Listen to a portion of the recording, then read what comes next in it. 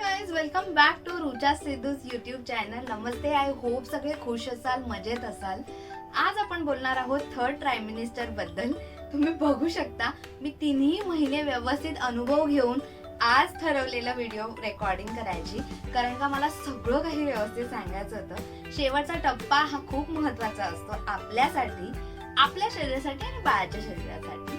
So yes, माझे शेवटचे 6-7 दिवस बाकी आहेत आणि मला तुम्हाला सगळं काही असं गोळा करून व्यवस्थित सांगायचं आहे. सो तुम्ही बघू शकता थोडासा दम लागतो बोलताना, पण it's okay, I can manage. So yes, 3 महिने खूप मोठ्या वळणानंतर असे सरळ जात आहेत. आपण 7व्या महिन्यात विसरून जातो की आपण आपल्याला स्वतःची काळजी घ्यायची आहे, आपल्याला बाहेरचं खूप कमी खायचं आहे आणि आपल्याला पौष्टिक खायचं आहे, कारण का बॉडीला आता सवय झाली असते, आपल्या बाळाची एका नवीन जीवाची सवय झाली असते. त्यामुळे आपण अरे यार ठीक आहे ना, काय नाही, काय फरक नाही पडत, खाल्लं तर काय होतं असा विचार करून आपण खायला लागतो. सो आपण विसरून जातो की आपल्याला बाहेरच्या गोष्टी काही अवॉइड करायच्या आहेत. सो येस, हे विसरू नका. दुसरी गोष्ट म्हणजे पायाला खूप सूज येते. मला 7व्या-6व्या महिन्याच्या एंडिंग पासून पायाला प्रचंड सूज यायला सुरुवात झालेली आणि लिटरली खूप पाय टमटमीत होत होते. सो हे आपण थांबवू शकत नाही. पायाला सूज येणं आणि आपला बीपी, ब्लड प्रेशर हाय होणं, या 2 गोष्टी जर एकत्र होत असतील तर प्रॉब्लेम आहे हा. तर आपण हे आपल्या डॉक्टरशी कॉन्टॅक्ट करून गोष्टी सॉर्ट आउट केल्या पाहिजे. पण फक्त पायाला सूज येत असेल तर गरम पाण्यामध्ये मिठाचे खडे टाकून तुम्ही अर्धा तास ते पाय आपले बुडवून ठेवायला पाहिजे. आपण डोक्याखाली उशी न घेता पायाच्या खाली 2 उश्या घेऊन आपले पाय रात्रभर असे वरती ठेवून ब्लड प्रेशर, ब्लड फ्लो असतो तो इक्वली केला पाहिजे. सो हे सगळं केल्यानंतर सूज बऱ्यापैकी कमी होते, पण ती फ्रिक्वेंटली येत जात असते. So it's okay. माझा त्रास होता ब्लड प्रेशरचा, पण मला लो ब्लड प्रेशर होता. सो माझ्या डॉक्टरने सांगितलेलं that is fine. High blood pressure नसला पाहिजे. जर असला तर तुम्हाला डॉक्टरशी कन्सल्ट करायचं आहे. दुसरी गोष्ट म्हणजे मला 7व्या महिन्याच्या एंडिंग पर्यंत स्ट्रेच मार्क्स अजिबात नव्हते. आमचा गणपती आणि देवीचा कारखाना आहे, त्यामुळे मला लक्ष नाही देता आलं 7व्या-8व्या महिन्यात स्वतःकडे, म्हणजे स्वतःच्या बॉडीकडे. माझा शेड्यूल फार बिझी होता, त्यामुळे नेल्स वाढलेली होती आणि प्रचंड पोटाभोवती खाज येते ड्रायनेस म्हणून, कारण का आपलं बाळ हे रॅपिडली वाढत असतं. सो खाज येते, आपण नकळत खाजवतो. बऱ्याच जणांनी सजेस्ट केलेलं की हात फिरवायचा, तेल चोळायचं. कधी कधी कामांमध्ये विसरून जातो किंवा नाही होत हे सगळं करायला, बट माझ्याकडनं पण ते राहून गेलं आणि लिटरली मला स्ट्रेच मार्क्स आले. But it's okay. हा माझ्या बॉडीचा पार्ट आहे असं मी समजते आणि जर ते आलं आहे तर रिग्रेट करण्यात काही अर्थ नाही. पण आलेली गोष्ट आपण थांबवू शकतो. तुम्ही थांबवू शकता. खाजवू अजिबात नका आणि नखं कापून घ्या. खूप खाज येते, मान्य आहे, कंट्रोल नाही होत, पण न खाजवलेलं जास्त बेटर आहे. मी लिहून घेतलं आहे सगळं. झोपेमध्ये फार तळमळ होते. झोप म्हणजे आपल्याला आय नो लेफ्ट आणि राईट साईडला झोपायचं आहे, सरळ झोपायचं नाहीये, कारण का कमरेवर बाळाचं वजन पडतं आणि आपल्या पाठीचा कणा हा दुखत राहतो. मला थ्रूआउट 7 to 9 months अजिबात कमरेचा काही त्रास नाही झाला, बिकॉज मी मेक शुअर केलं मी लेफ्ट साईडला तरी झोपेन, नाहीतर राईट साईडला तरी झोपेन.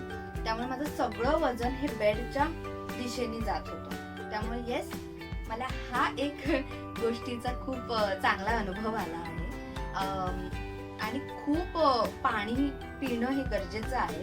काय होतं, प्लसेंटा आपला खूप मोठा होत जातो, बाळ मोठं होत जातं आणि असं म्हणतं की पिशवीमध्ये पाणी असणं जास्त इम्पॉर्टंट आहे बाळाला फिरण्यासाठी. पाणी हे सगळ्यात मोठा सोर्स आहे. आय नो जेवल्यावर म्हणजे लगेच पाणी नाही पियायचं आपल्याला, पण पाण्याचं प्रमाण हे अजिबात कमी होऊ देऊ नका.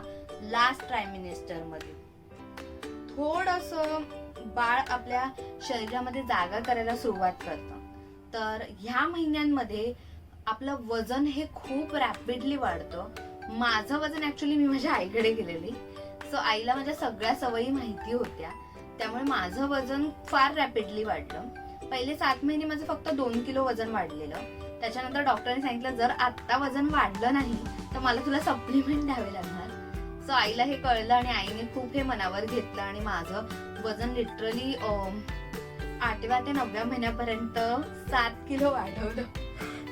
म्हणजे मी घरचं जेवण जेवले, पण वेगळ्या स्टाईलने जेवले, किंवा प्रत्येक घरामध्ये जेवणाच्या पद्धती वेगळ्या असतात, प्रत्येक आयांच्या पद्धती वेगळ्या असतात. सो माझ्या आई, ऑब्व्हियसली मी लहानाची मोठी तिथे झाले, सो माझ्या आईला माझी जेवणाची स्टाईल किंवा माझ्या आवडत्या पद्धती माहिती होत्या. सो मी तिकडे गेल्यावर माझं वजन खूप वाढलं आणि खूप रॅपिडली वाढलं. काही चुकीचं नाही आहे वजन वाढणं. असं म्हणतात की 10 किलो 15 किलो वजन वाढलंच पाहिजे. सो माझं जास्त नाही, माझं 7-8 किलो वाढलं आहे. आणि बेबीचं वजन हे 8व्या महिन्याच्या सोनोग्राफीमध्ये किमान 1.5 किलो पाहिजे. आणि त्याच्यानंतर डिलेव्हरीसाठी असं म्हणतात की 2.5 kg वजन बाळाचं पाहिजे, मग ते बाळ हेल्दी असतं. सो तुम्हाला तुमच्या शरीरासाठी नाही तर बाळाच्या शरीरासाठी खायचं आहे. ते फिगर वगैरे मेंटेन आपण नंतरही करू शकतो. सो स्वतःच म्हणजे फिगरचा विचार न करता जरा बाळाचा विचार केला आणि जरा वजनवर कंट्रोल करून बाळाच्या म्हणजे पौष्टिक खाल्लं ना तर बाळाचं वजन व्यवस्थित वाढतं. गरजेचं न खाल्लं ना म्हणजे गरज नाही आहे आणि आपण खातो आहे, म्हणजे जसं काही तळलेल्या गोष्टी आहे, चीज आहे किंवा अशा गोष्टी आहे ज्याचं मैदा आहे, ज्याच्यामध्ये काही नसतं पण आपल्या जिभेच्या चोचल्यामुळे आपण खातो, त्याच्यामुळे आपलंही वजन वाढतं. पौष्टिक खाल्ल्यावर बाळाचंही वजन वाढतं. सो ह्या सगळ्या गोष्टी आहेत त्या तुम्ही लक्ष दिल्या पाहिजे.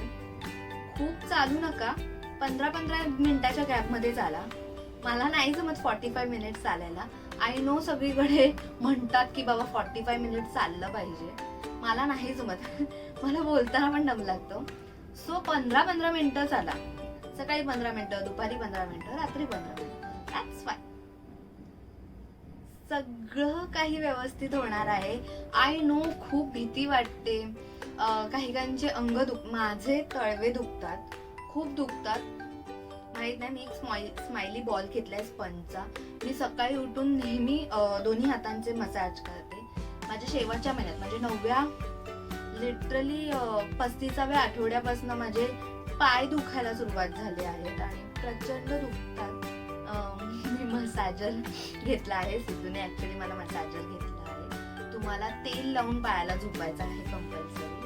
माझी एक ट्रॅजेडी झालेली, ती सगळ्यात वर्स्ट होती की 32व्या आठवड्यापासून मला अंगाला प्रचंड खाज यायला सुरुवात झालेली.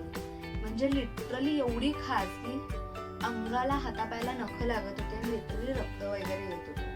सो मी लगेच डॉक्टरला कन्सल्ट केलं आणि डॉक्टर म्हणाले की कधी कधी बाळ वाढताना एखाद्या नस दबली गेली तर आपल्या शरीराला पण मॉइश्चरायझर होत नाही किंवा नाही पोचत जे पोचायला पाहिजे, तर शरीर फार ड्राय पडतं. सो ती एक गोष्ट वर्स्ट होती. तो मला लोशन वगैरे देऊन डॉक्टरने 2 टाइम्स आंघोळ करायला सांगितलेली आणि मग लोशन वगैरे देऊन ॲलर्जीच्या गोळ्या चालू केलेल्या. सो त्याच्यामुळे फरक खूप पडला, पण अंगावरची खाज काय कमी नाही झाली.